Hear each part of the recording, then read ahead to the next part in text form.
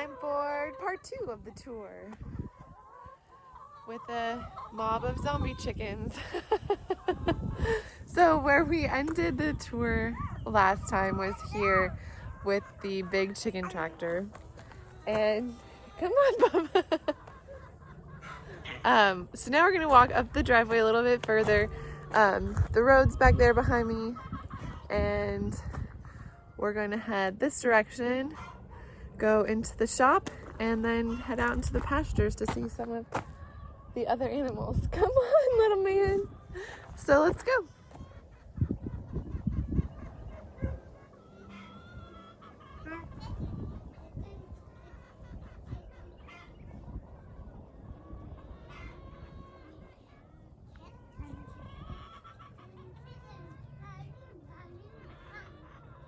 So this is our shop, which when we bought the property was completely full of old tools and stuff and trash, and the previous owner had to get it cleaned out while we were here. So this has been a more recent work in progress. Not super recent, but I think that the previous owner had stuff here for about 5 months after we moved here, and then it was cleaning the place and getting shelves put up and everything kind of moved in.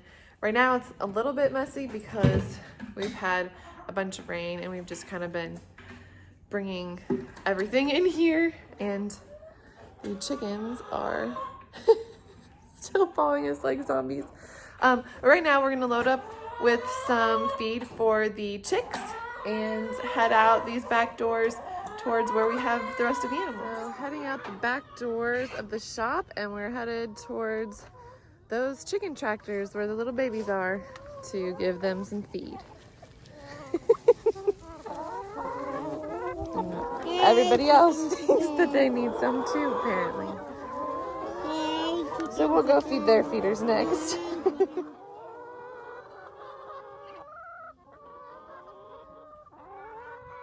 So we are now in the big pasture. All those shipping containers are all of our stuff that we still haven't picked through and sold everything that we need to. One of them is empty, one of them has some tools left in it, and then the other one is everything that still belongs in the house. We need to go through all of that and find places for it in the house, but our priority has been fixing the property, fences, pastures, cleaning up trash, and making the place livable and farmable.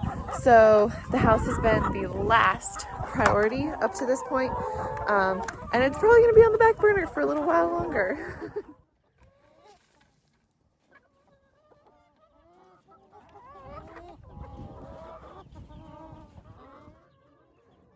So all of our meat birds are in that tractor. They're just babies right now, so excuse you, chickens. So we're not moving them every day yet. We'll start doing that when they're about 4 weeks old. These we've also used for meat birds in the past, but we're going to be fixing them up and using them to expand our layer operation. Chicken tractors at the top of the hill down into this hole where the city or county, I guess, county mined dirt out of our property to build up the highway. Actually, we have 3 holes on the property that were used for that. So right now, this is where the pigs are. We're hoping that we can get them to hold water over here. And this was a shooting range, and the previous owner left his targets, and Ryan's really mowed and picked up all the trash down here and made it kind of a usable shooting range again. We don't use it that often right now because we've got littles, but we have that, and hopefully we'll be able to start practicing again soon. And then right next to it is where the pigs are. The pigs did such a great job sealing the front pond without us having to spend $8,000 or use chemicals and all that stuff. We figured, let's find spots around the property where water kind of collects, and we'll see like is it possible for water to flow in there and get collected. What is that called, like the topography and everything, to see if could this ever actually be a pond, and see if we can get them to seal it. And we've had quite a bit of rain the last few days, and this has filled up decently. There's this big willow tree that if we want this to ever hold a good amount of water, we'll probably have to get rid of, just because the amount of water that willows drink in a day. But hopefully we'll have another little puddle pond over here. These two obviously working very hard. So something cool about this feeder is it's actually from North Dakota, which is where my papa is from. My whole extended family is in Montana and North Dakota, pretty much. And we could not find any of these for just any reasonable price, because Chip and Joanna Gaines and all their stuff in Waco, which is just a couple hours from here, they use these in decorating. And so around here, they're crazy expensive. And so there was a guy that actually brought in a semi truck of them because he could sell them for so much more down here. And he sold them to us off the truck for a crazy good deal for down here. Like hundreds and hundreds and hundreds of dollars less than what we could find them for. And so we finally have this giant, wonderful pig feeder that we got just before little sis was born, which is an amazing blessing, because before that I was doing what I think was 8 40-gallon buckets of feed every day, which isn't a huge problem, but it definitely helps to not have that chore right after having a baby. So now we can buy bulk feed and fit 2.5 tons of our soy-free, corn-free, non-GMO, all that good stuff. It's just peanut meal and Milo. Show Papa Daddy my ducks. You want to show Papa Daddy your ducks? Okay, we'll go down there in just a minute, okay? No, not show pigs. You don't want to show the pigs? Just the ducks. Are the ducks your favorite right now? Okay. So yeah, our pig feed just has peanut meal, Milo, and minerals for them, and they can free feed. When we have our breeding stock, we'll do it a little bit differently. You don't want breeding pigs to get too huge, so you don't free feed them. So we're gonna have to figure something else out, or just do our feed them during our chores. But right now these ones are for meat, so they can just free feed, and hopefully they're leaving lots of goodies in that water and sealing that up and making us a new pond. So back behind where these pigs are right now, those are the targets for the shooting range. And then we're gonna go up over this bank, and on the other side is another pond where there was actually an existing pond, but it was really overgrown with trees and full of huge rocks, and it wouldn't hold very much water. So someone from church came and helped us dig it out because they have a bulldozer.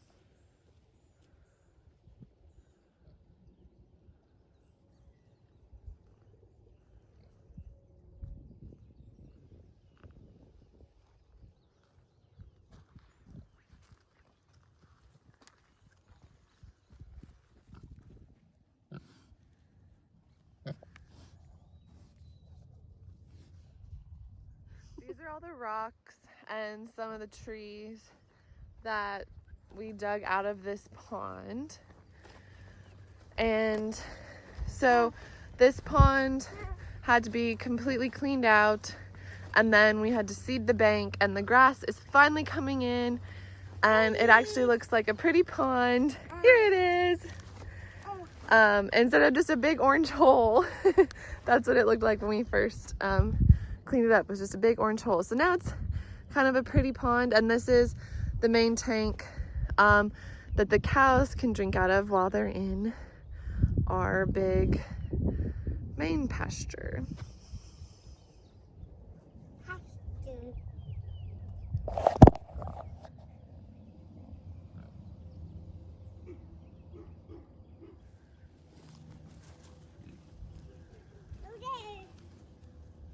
One thing that I'm super proud of when we first moved here, we were told that we were going to have to reseed all of our pastures. And the grass is not knee-high or anything like that. But as you can see, there is actual grass. This is all grass. There's not, I mean, there's some weeds. But the green that you can see is that the whole surface of this pasture is covered with grass, and we did not reseed. We just took care of it the way it's supposed to be taken care of. We mob grazed. The cows trampled down all the weeds. They left their manure. We put chickens.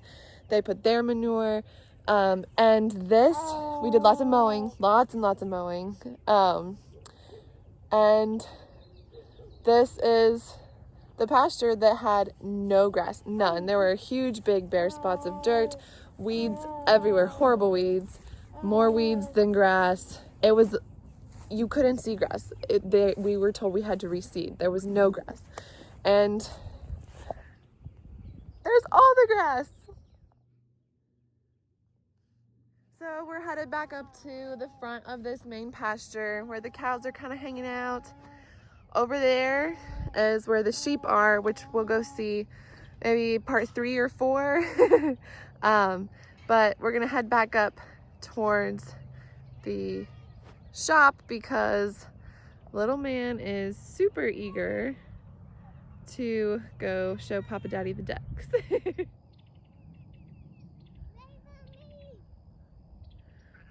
We just started into calving season. We had this sweet little bull calf born.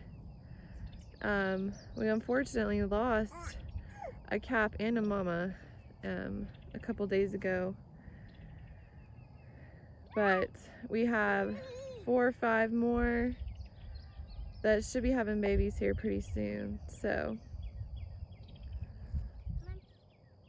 hey.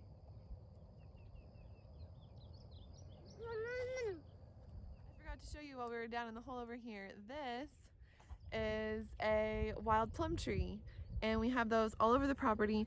I don't know why they're called wild plums, because they're the size of a cherry and they have a pit like a cherry, but we have them all over the property, and I'm really excited. Last year we didn't really catch them in time, so we went around and marked the trees, so now I know which trees to check on, because they don't all fruit and they're not all ready for harvest at the same time, so I have to check on them periodically. So we have them marked this year so I can kind of check on the ground around different trees to see if they've started losing fruit and whatnot. So hopefully this year we'll get to use a lot of the wild plums for some yummy treats. In front of the shop is this big grassy area with this big beautiful pecan tree. And right here, this grassy area is where the original homestead house was, and this pecan tree was in their backyard. We live down the road from the son and grandson of the guy who actually hand dug the well on our property. And so we get to hear little cool things like that, and that they share with us. So I love that we have a property with history and that we live next to the people who made that history here. Heading back down to this front pond because Munchkin really needs to show Papa Daddy his ducks.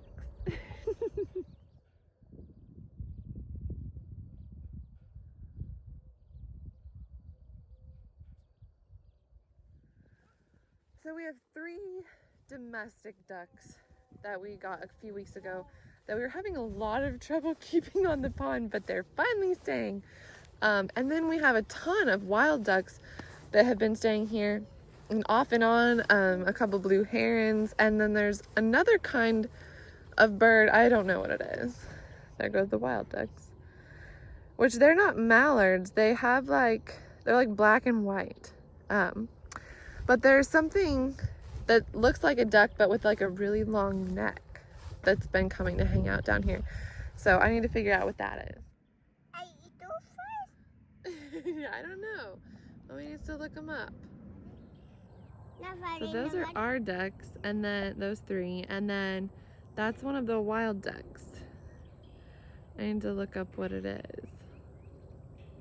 It's actually been a couple weeks since I did the first part of the tour, and as you can see, The pond is filling up really nicely, and the grass is starting to grow down the rest of the way around the bank now that the pigs are gone, and we have this beautiful pond in front of our house. So that's the end of part 2, and hopefully in the next week or 2 I will get part 3 and part 4 up. I might actually wait a little bit to do part 4 so that we can have the garden kind of growing and be really pretty when I show that to you. But I hope you enjoyed this part of the tour, and we love you.